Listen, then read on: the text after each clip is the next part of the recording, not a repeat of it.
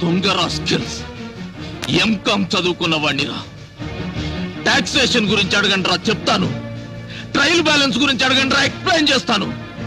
అంతేగాని హైదరాబాద్ లో సముద్రం ఎందుకు లేదు, జయలలిత గారికి పెళ్ళెందుకు కాలేదు, చంద్రబాబు నాయుడు గారికి గడ్డ ఉంటే బాగుంటాడా లేకుంటే బాగుంటాడా, ఇవి కాదురా అడగాల్సింది. అప్పర్ క్యాస్ట్ అంటే డబ్బున్న వాళ్ళు, లోయర్ క్యాస్ట్ అంటే పేదవాళ్ళని ఎవరు చెప్పారా?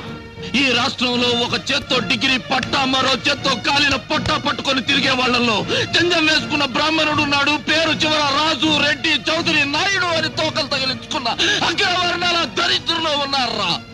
రేయ్, ఆల్రెడీ అమ్ముకున్న ఉద్యోగాలకు ఇంటర్వ్యూలు పెట్టి మమ్మల్ని ఏడిపించకండిరా. ఉద్యోగం వస్తుందన్న ఆశతో ఈ బట్టల ఇస్త్రీకి 3 రూపాయలు, బస్ ఛార్జీకి 5 రూపాయలు, అప్లికేషన్ కి 10 రూపాయలు అప్పు చేసి ఇంటర్వ్యూకి వస్తావరా? అంబేద్కర్ గారు ఎప్పుడో చచ్చిపోయి బతికిపోయారా?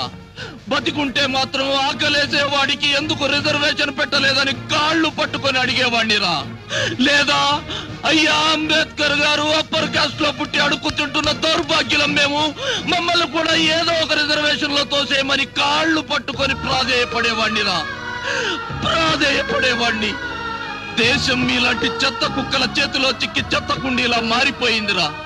ప్రభుత్వం మీకిచ్చే జీతాలతో పరమాండం తింటూ మా ఎంగిలాకులు కూడా లాక్కోకండిరా.